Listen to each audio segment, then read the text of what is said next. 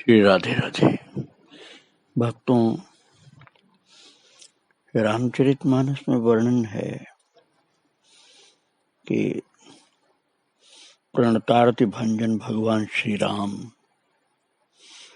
अपने शरणागत भक्त विभीषण के ऊपर आती हुई शक्ति देखा। अत्यंत घोर शक्ति जो रावण ने छोड़ा था विभीषण के नाश के लिए, विभीषण को मारकर खत्म करने के लिए रावण ने भाई को शत्रु मान करके एक शक्ति का प्रहार किया था और वो शक्ति का प्रहार हो चुका।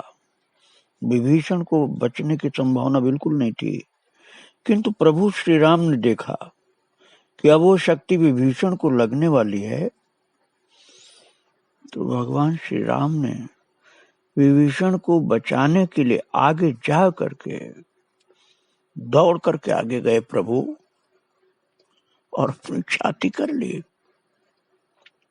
उस शक्ति के सम्मुख भगवान श्री राम ने अपनी छाती कर दी।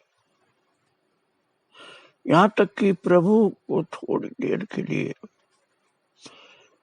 चाहे शक्ति की बात कहें चाहे लीला ही कहें, थोड़ी देर के लिए प्रभु को हल्की सी मूर्छा सी आई और फिर शक्ति का नाश हो गया और विभीषण को बचा लिया। ये है हमारे प्रभु का स्वभाव। भक्त के ऊपर आए हुए कष्ट को भगवान बचाते हैं, कष्ट से बचा लेते हैं भक्त को। बड़े बड़े कष्टों को एकदम छोटा बना देते हैं, एकदम छोटा बना देते हैं जो भक्त को सहन हो जाए और अपने ऊपर ले लेते हैं। दौड़ कर आगे आते हैं, जीव की भक्त की रक्षा करते हैं। यही स्वभाव प्रभु के जो सच्चे प्रेमी संत भक्त हैं उनके अंदर भी होता है। वो भक्तों की रक्षा के लिए आगे दौड़ पड़ते हैं, आगे दौड़ करके आते हैं और उनको बचाते हैं। अभी मैं आज आपको प्रारंभ में एक ऐसी वार्ता सुनाने जा रहा हूं जिसमें भाई श्री हनुमान प्रसाद जी पोद्दार का ऐसा ही चरित्र आपको सुनने को मिलेगा। मैं आपको यह भी बतलाना चाहता हूं कि भगवान की जो विशेषता मैंने बतलाई ये भक्त के अंदर भी होती है। भक्त अपनी संकल्प शक्ति के द्वारा प्रभु पर विश्वास करके उसका प्रयोग करता है, अर्थात अपनी कृपा के द्वारा साधक को देखकर उसकी रक्षा कर लेता है, अथवा प्रभु ही उस भक्त के रूप में जाकर के रक्षा कर लेते हैं। चर्चा मैं कर रहा हूं एक सुखदेव जी नामक भक्त की, जो गीता प्रेस के लिए नींव के एक पत्थर समझिए। नींव का पत्थर दिखलाई नहीं पड़ता है लेकिन उस पर लोड बहुत रहता है। ऐसे ही सुखदेव अग्रवाल गीता प्रेस में एक बहुत मुख्य सेवक थे, लेकिन लोग कम जानते थे उनको। इन्होंने गीता प्रेस की जीवन भर सेवा की थी और पूज्य श्री जयदयाल गोयंदका जी, जिनको सेठ जी कहा जाता था, एवं भाई जी में पोद्दार जी में उनकी अद्भुत निष्ठा और श्रद्धा थी। तो जो घटना मैं आपको सुनाने जा रहा हूं वो घटना है सन 1934 ईस्वी की। सुखदेव जी स्वर्गाश्रम से गोरखपुर जा रहे थे और उनके साथ में पोद्दार जी की माँ जी पत्नी आज थी। माता जी पत्नी ये सब लोग थी, पोद्दार जी की माता जी, पोद्दार जी की धर्म पत्नी सुखदेव जी के साथ थी। वो स्वर्गाश्रम से गोरखपुर जा रहे थे और भाई जी उस समय गोरखपुर में ही थे। सुखदेव जी के मन में अत्यंत उत्कंठा थी। जो भक्त प्रेम जहाँ होता है ना विशेष, वहाँ उत्कंठा ऐसे हो जाती है कि जल्दी दर्शन मिल जाए, जल्दी दर्शन मिल जाए, भाई जी के जल्दी जल्दी दर्शन मिले, यही भाव चल रहा था। तो उस जल्दीबाजी में कभी कभी भूल हो जाती है भक्तों। तो खलीलाबाद स्टेशन आने से पहले ही वे मानसिक संध्या एवं ध्यान आदि करके उससे निवृत्त हो चुके थे। अभी तो खलीलाबाद स्टेशन भी दूर था, गाड़ी चल रही थी। उन्हें अपनी उत्कंठा बस ऐसा मालूम हुआ कि गोरखपुर स्टेशन आ गया। अब उनको गोरखपुर स्टेशन उतरना था ट्रेन से, क्योंकि पोद्दार जी गीता प्रेस में रहते थे, तो गीता प्रेस तो गोरखपुर में। तो उन्होंने समझा, सुखदेव अग्रवाल ने, भक्त सुखदेव जी अग्रवाल ने समझा गोरखपुर हम पहुंच गए। और अभी वो गोरखपुर नहीं पहुंचे थे, बल्कि उसके पहले का स्टेशन खलीलाबाद, वहां पहुंचने वाले थे। तो उन्होंने डिब्बे का दरवाजा खोला, ट्रेन का डिब्बा दरवाजा खोला और गाड़ी से उतरने लगे। और दरवाजे के पास लगा हुआ लोहे का हैंडल उनके हाथ में था और वे चलती गाड़ी में डिब्बे के बाहर लटकने लगे। गाड़ी चल रही थी। कुछ देर तो वे अचेत से रहे, परंतु बाद में उन्हें होश आया और सोचा अब मैं मृत्यु के निकट हूं, क्योंकि अब उनको समझ में आ गया था कि मैं गलत जगह उतर रहा था। गाड़ी तो चल रही है, अब तो मैं मृत्यु के पास पहुंच चुका हूं। इतने में उन्होंने प्रत्यक्ष देखा कि सशरीर भाई जी उन्हें थामे हुए हैं। उन्हें दिखलाई पड़ा कि उस स्थिति में जहां उतरना संभव ही नहीं है और वो उतर रहे थे। उन्हें समझ में आया कि अब तो मौत है मेरी यहां। बस उसी समय सुखदेव जी अग्रवाल भक्त ने देखा कि प्रत्यक्ष श्री हनुमान प्रसाद जी पोद्दार जी उनको पकड़े हुए हैं और खलीलाबाद स्टेशन आते ही उन्हें हाथ पकड़कर उतार रहे हैं। स्टेशन के पहले ही उतर रहे थे सुखदेव जी, अभी स्टेशन आया नहीं था और पहले ही उतर रहे थे, तो गिर करके तो घटना, भारी दुर्घटना होनी थी। लेकिन उन्होंने देखा अरे पोद्दार जी पकड़ लिए हमको तो, और उनको पकड़े हुए खलीलाबाद स्टेशन आते ही उन्हें हाथ पकड़ करके उतार लिया और स्टेशन पर खड़ा कर दिया। अब वो देख रहे हैं सुखदेव जी अग्रवाल के हाथ पकड़े हैं पोद्दार जी और पकड़ करके स्टेशन पर उतारे, खलीलाबाद स्टेशन। और जबकि उनको उतरना था गोरखपुर, तो एक स्टेशन पहले वो उतार करके उनको खड़ा कर दिया, पकड़े हुए पोद्दार जी हाथ उनका पकड़े हुए। और जब खड़ा कर दिया उसके बाद फिर पोद्दार जी दिखने बंद हो गए, अर्थात अंतर्धान हो गए। अब खलीलाबाद स्टेशन से गोरखपुर लगभग 20 मील दूर। भाई जी तो गोरखपुर स्टेशन पर थे और 20 मील पहले ही ये उतर रहे थे, तो वहां पकड़ करके संभाल लिया। परंतु भाई जी ने सुखदेव जी की रक्षा की 20 मील पहले ही आकर, और गोरखपुर पहुंचने पर उन्होंने भाई जी को ये घटना सुनाई कि आपने तो 20 मील पहले ही आकर के मेरा हाथ पकड़ के बचा लिया, नहीं तो मैं तो वहीं मर गया होता। लेकिन महाराज भाई जी ने इस बात को स्वीकार नहीं किया कि मैंने किया है। उन्होंने तो अनभिज्ञता प्रकट की कि मुझे तो मालूम भी नहीं। अब आप ये समझ लीजिए कि या तो भक्त अपने द्वारा की गई कृपा को प्रकट नहीं करना चाहते, दोनों बात है। या तो भक्त अपनी कृपा को, अपने द्वारा की गई कृपा को प्रकट नहीं करना चाहते, और या तो ठाकुर जी ही उन संत भक्त के रूप में आकर के लीला कर जाते हैं जिनके लिए साधक के मन में श्रद्धा होती है। उन्हीं का रूप प्रभु धारण कर लेते हैं और आ करके भक्त की सुरक्षा का प्रबंध कर देते हैं और अपने विरध की रक्षा करते हैं।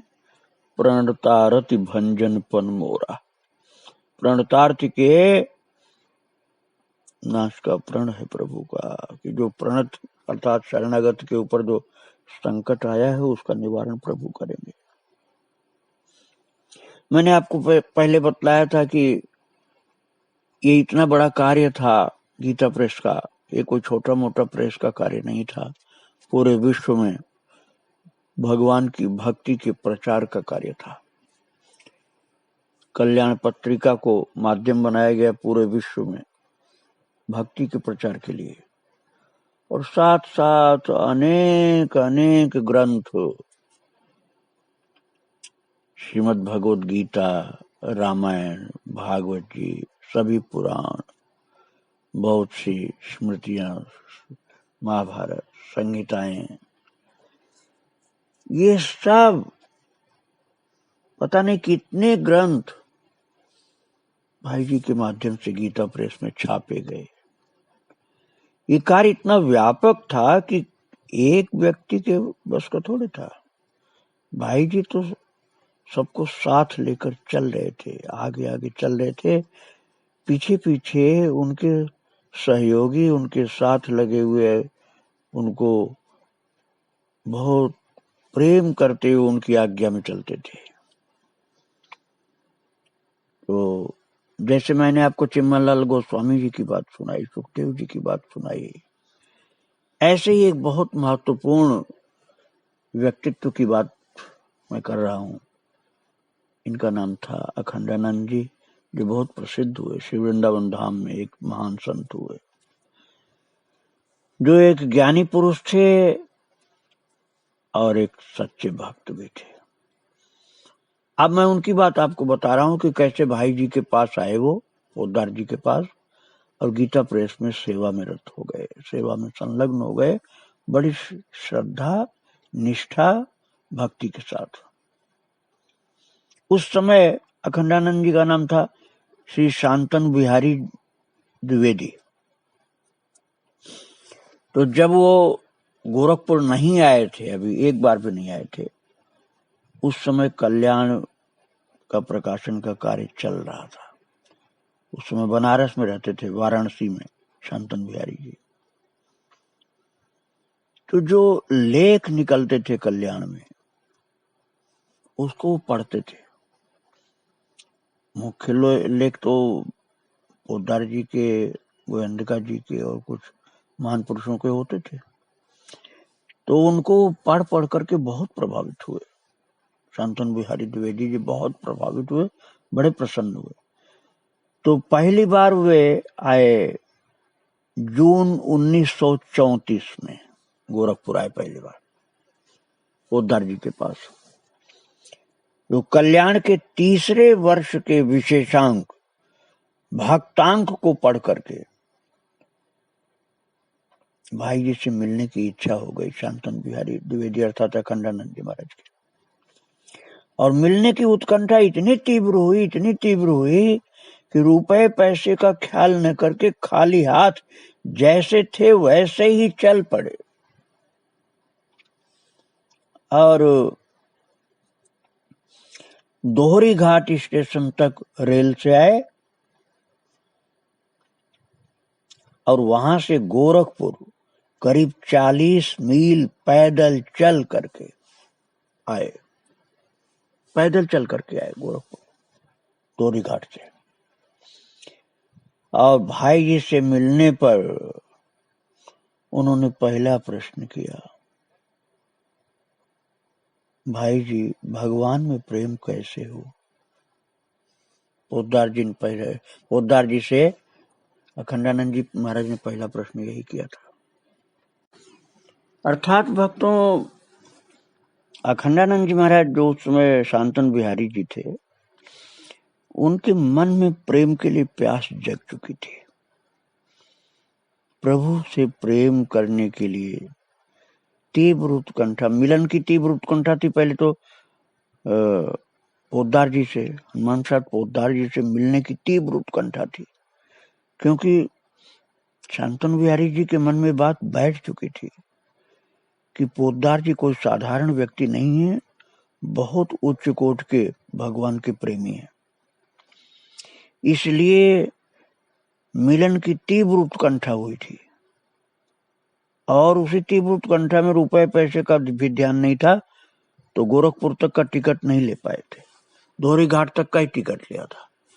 उसके बाद पैदल चले, पैदल चलते चलते 40 मील पैदल चले, और 40 मील पैदल चल करके, क्योंकि पैसा कम था इसलिए टिकट गोरखपुर तक का नहीं ले पाए थे, दोहरी घाट तक का ही टिकट ले पाए। खिड़की पर मालूम हुआ कि पैसा कम है, अब किसी से कह तो सकते नहीं थे, तो जहां तक का मिल गया वहीं तक का ले लिया, दोहरी घाट का मिला था। अब पैदल चलते चलते जब गोरखपुर में आए हैं और दर्शन किया है पोद्दार जी का, और सिर झुकाया हाथ जोड़कर,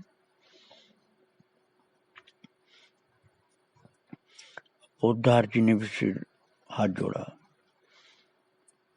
तो शांतनु बिहारी जी महाराज ने पहला प्रश्न यही किया है, भगवान में प्रेम कैसे हो।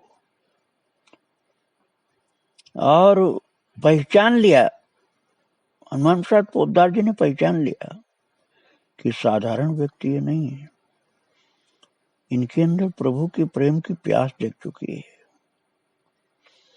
इसलिए उत्तर में भाई जी के नेत्रों से अश्रु टपकने लगे,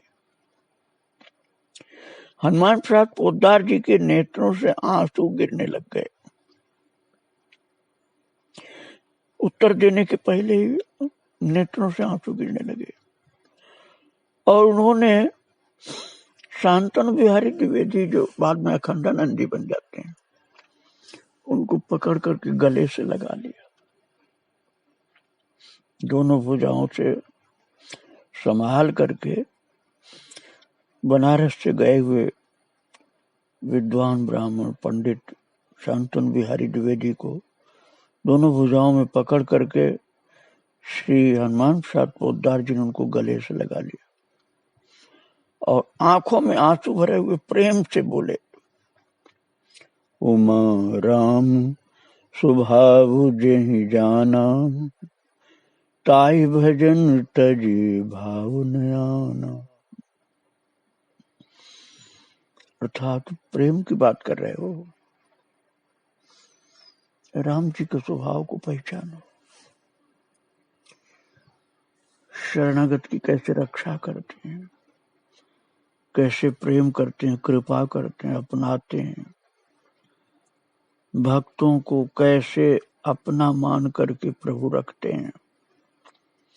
राम जी के स्वभाव को जिसने समझा, उसको भगवान से इतना अपनापन हो जाता है कि भगवान के भजन के अलावा कुछ अच्छा नहीं लगता है,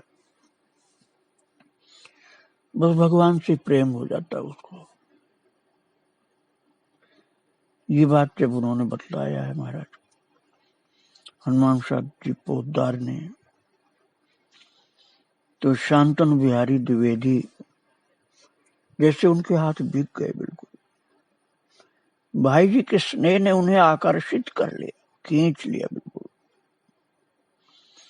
एक बार तो 3-4 दिन रह करके ही वापस घर आ गए। दूसरी बार संकीर्तन के समय 30 जून 1936 को फिर गए गोरखपुर।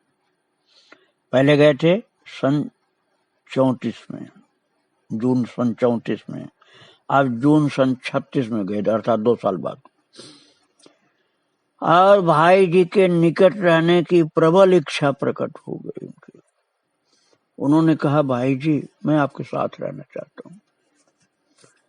शांतनु बिहारी द्विवेदी जी बोले, भाई जी मैं आपके साथ रहना चाहता हूँ, और इसी इच्छा को लेकर आया हूं।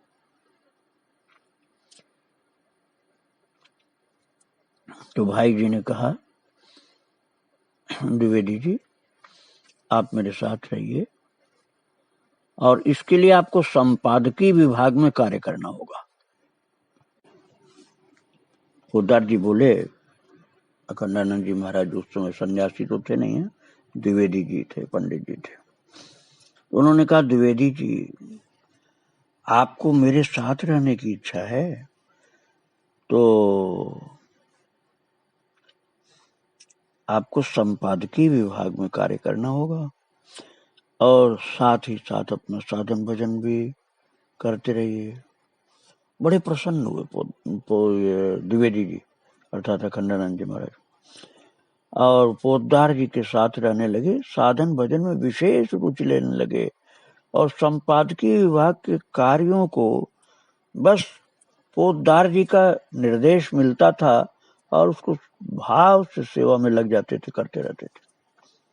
संपादन कार्य किए चालू कर दिया और इसके बाद तो पोद्दार जी ने कहा आपको भागवत जी का हिंदी अनुवाद भी करना है। भागवत जी की हिंदी अनुवाद के सेवा कार्य में लगा दिया उनको, अखंडानंद जी को। और भागवत जी के हर श्लोकों का प्रारंभ से आखिर तक शांतनु बिहारी द्विवेदी ने अनुवाद किया।